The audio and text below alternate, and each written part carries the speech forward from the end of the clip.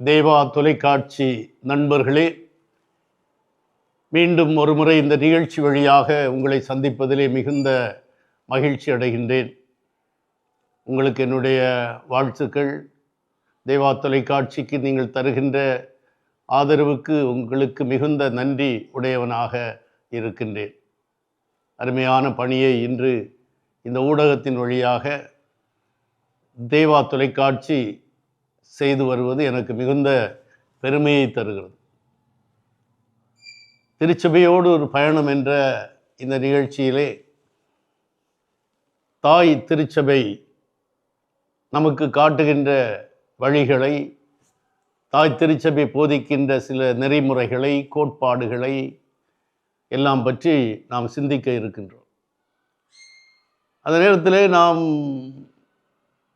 திருச்சபை உலகளாவிய ஒரு திருச்சபை என்பதனால் பல கேள்விகள், சவால்கள் இந்த திருச்சபையை பற்றி எழுப்பப்படுவது இயற்கை. ஏனென்றால் இன்று உலக அளவிலே வேகமாக கத்தோலிக்க திருச்சபை வளர்ந்து வருகிறது. குறிப்பாக ஆப்பிரிக்க நாடுகளிலே, ஐரோப்பாவிலே மொத்தத்திலே கிறிஸ்தவம் கொஞ்சம் சோர்ந்திருந்த பொழுது மீண்டும் அது புத்தெழுச்சி பெற்று வருவதை நாம் பார்க்கின்றோம். ஆகவே இந்த வேளையிலே சில கேள்விகள் சாதாரண கிராமங்களில் சிலர் கேட்பதையெல்லாம் நீங்கள் பார்த்துருப்பீங்க, கேட்டிருப்பீங்க. கத்தோலிக்க திருச்சபையில்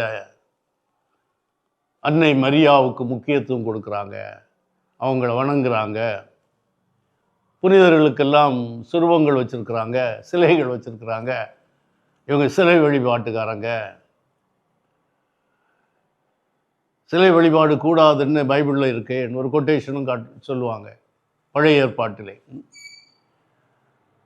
இதெல்லாம் ஒரு சவால்கள். ஒரு கத்தோலிக்க இல்லத்துக்கு போனீங்கன்னா நீங்கள் ஒரு இயேசுவின் திருஇதய படத்தை பார்ப்பீங்க. அன்னை மரியாவுடைய ஒரு படம் அங்கே இருக்கும். சிலருடைய படுக்கை அறையிலே போனால் அந்த தலையணை பக்கம் ஒரு ஜெபமாலை இருக்கும். இதெல்லாம் கேள்வி கேட்பாங்க, இதுக்கு இயேசு மட்டும் போதாதா? கத்தோலிக்க திருச்சபை என்ன நமக்கு சொல்லுது இதை பற்றி? அதை நாம் புரிந்து கொள்ள வேண்டும். பைபிள் கொட்டேஷன் எல்லாருக்கும் காட்டலாம். இப்போ இதை க்ளோஸ்அப்பில் காட்டு பாருங்கள். நான் பச்சை குத்தி வச்சுருக்கிறேன், சிலுவை அடையாளம் என்னுடைய விரலிலே. மாணவனாக இருக்கும் பொழுது பச்சை குத்தி வச்சுருக்கேன். பைபிளில் பச்சை குத்தக்கூடாதுன்னு ஒரு இடத்துல பழைய ஏற்பாடில் ஒரு வசனம் இருக்குது அப்படின்னு ஒரு நண்பர் ஒருவர் சொன்னார். பார்த்தேன். நான் ஏன் பச்சை குத்தி இருக்கிறேன், இதுக்கெல்லாம் உங்களுக்கு விளக்கம் தருவேன், இதுக்கு அர்த்தம் என்ன, இதெல்லாம் வருகின்ற நாட்களில் நம்ம பேசலாம். ரொம்ப இன்ட்ரெஸ்டிங்காக இருக்கும். ஓகே, அதனால் இதெல்லாம் கேள்விகள் கேட்பாங்க. அதில் சில கேள்விகளில் சில உண்மைகள் இருக்கும். கேள்வி கேட்பது நமக்கு நல்லது. அதை நாம் எது உகந்ததில்லையோ, எது நம்முடைய இறை நம்பிக்கைக்கு உகந்ததில்லையோ அதையெல்லாம் களையப்பட வேண்டும். அதில் மாற்று கருத்து இல்லை. ஆகவே இப்படிப்பட்ட சவால்கள் எல்லாம் எழுப்புவாங்க. அல்லது சொல்லுவாங்க, ஆண்டவருடைய வார்த்தை மட்டுமே போதுமே. அதுக்கு ஒரு கொட்டேஷனை காட்டுவாங்க. அப்போ நம்ம கேள்வி என்ன, இயேசு அப்படி சொன்னாரா, இல்லை பைபிளில் இருக்கேன்னு சொல்லுவாங்க. உடனே நம்ம என்ன போவோம், ஹிஸ்டாரிக்கல் பேக்ரவுண்ட், வரலாற்று பின்னணி போவோம். இது இயேசு சொன்ன வார்த்தையா, அல்லது இயேசு சொன்னதாக எழுதப்பட்ட வார்த்தையா? இதெல்லாம் அவங்க கேட்க மாட்டாங்க. ஏன்னு சொன்னால் பைபிளை பற்றி யாரும் கேள்வி எழுப்பக்கூடாது. நம்ம என்ன சொல்லுவோம், ஏன் கேள்வி எழுப்பக்கூடாது? அது வரலாற்றில் எழுதப்பட்ட புத்தகம் தானே, வரலாற்றிலே பிழைகள் இருக்காதா, தவறுதல் இருக்காதா, என்ன மொழியிலே அது எழுதப்பட்டது, எந்த பின்னணியிலே எழுதப்பட்டது, இது இன்றைக்கு பைபிள் படிக்கிற எங்களுக்கு அது தெரியும். அதில் கத்தோலிக்க திருச்சபையை பற்றி இப்படிப்பட்ட புரியாத கேள்விகளை எழுப்புவாங்க. அது படிக்காத சில பாமரர்கள் அதை நம்புவதற்கு வாய்ப்பு இருக்கு. இன்றைக்கு எல்லாரும் படிச்சுட்டாங்க, அவங்க மறு கேள்வியை கேட்பாங்க. நமது சர்ச்சில் உள்ள பிரசங்கத்தை அங்கே போய் சொல்லுவாங்க. இதெல்லாம் இருக்குது. ஆனாலும் இந்த கேள்விகளை எல்லாம் உள்ளடக்கி, இந்த கேள்விகளுக்கெல்லாம் சில விடைகளை கண்டுபிடிப்பதற்கு உதவுவதாக இந்த நிகழ்ச்சி உங்களுக்கு நிச்சயமாக அமையும். அது ரொம்ப ரொம்ப முக்கியம். ஏன்னா இன்றைக்கி நீங்கள் பார்த்துருப்பீங்க, ஒரு கத்தோலிக்க ஃபாதர் ஒரு மறையுரை கொடுக்கிறார், பிரசங்கம் கொடுக்கிறார், அது வித்தியாசமாக இருக்கும். ஏனென்றால் பைபிளை கற்றுக்கொள்ளுகின்ற முறை இன்றைக்கு வித்தியாசமாக இருக்கிறது. அவ்வாறு பார்க்கும் பொழுது நாங்கள் கொடுக்கின்ற செய்தி கொஞ்சம் வேறுபட்டதாக இருக்கும். அதனால் இந்த நிகழ்ச்சி திருச்சபையோடு பயணம் என்ற நிகழ்ச்சி உங்களுடைய பல கேள்விகளுக்கு விடையை காண்பதற்கு உதவியாக இருக்கும். பல சவால்களுக்கு விடை தருகின்ற நிகழ்வாகவும் இருக்கும். நிகழ்ச்சியின் பொழுது உங்களுக்கு கீழே வந்து தொடர்புக்குரிய வாட்ஸ்அப் நம்பர் எல்லாம் நாங்கள் கொடுத்துருப்போம்.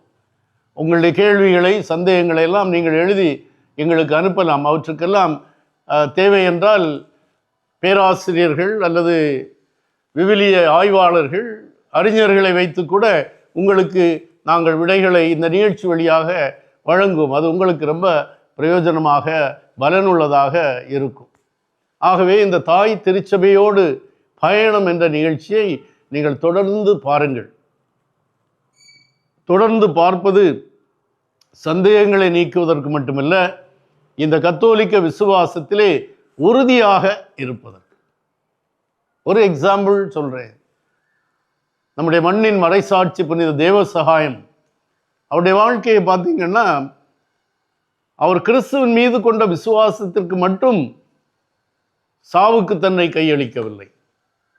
அவர் பெற்றுக்கொண்ட கத்தோலிக்க விசுவாசம், அவருக்கு திருமுழுக்கு கொடுத்த புட்டாரி அடிகள் திருமுழுக்கு கொடுத்த பின் அவருக்கு ஒரு பைபிள், ஒரு விவிலியத்தை கையிலே கொடுத்தார், ஒரு ஜெபமாலையை கையிலே கொடுக்கிறார். ஆகவே தேவசகாயம் பிள்ளை காற்றாடி மலையிலே துப்பாக்கியால் சுடப்பட்டு மரிப்பதற்கு முன்னால் அந்த படை வீரர்களிடம் ஜெபிக்க அனுமதி தாருங்கள் என்று கேட்கிறார். அவங்க ஜெபிப்பதற்கு அனுமதி கொடுத்தாங்க. அவர் அருமையான ஒரு ஜெபத்தை ஜெபிக்கிறார். ஆண்டவர் இயேசு சிலுவையில் தொங்கும் பொழுது சொன்ன அந்த வார்த்தைகள், ஆண்டவரே தந்தையே, உம்முடைய கரங்களில் என் ஆன்மாவை நான் ஒப்படைக்கிறேன். புனித தேவசாயம் சொன்ன கடைசி ஜெபம். அதன் அடுத்து அவர் சொல்லுகின்ற ஜெபம், அன்னை மரியாவே, இந்த துன்ப நேரத்தில் எனக்கு துணையாக வாருங்கள். இதை வேத சாட்சிகளுடைய ஜெபம் என்று சொல்லுவாங்க. அன்னை மரியா எப்படி அங்கே வர்றாங்க? அவருக்கு இருந்த கத்தோலிக்க விசுவாசம். புரிஞ்சுதா? ஆகவே இந்த திருச்சபையோடு பயணம் என்ற நிகழ்ச்சி கத்தோலிக்க விசுவாசத்திலே நீங்கள் வளர்வதற்கு, வாழ்வதற்கு, சிறப்பதற்கு உங்களுக்கு உறுதுணையாக இருக்கும்.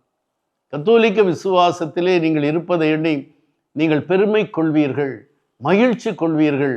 அதற்கு இந்த நிகழ்ச்சி உங்களுக்கு உதவியாக இருக்கும். ஆண்டவர் உங்களை ஆசீர்வதிப்பார். ஆமென்.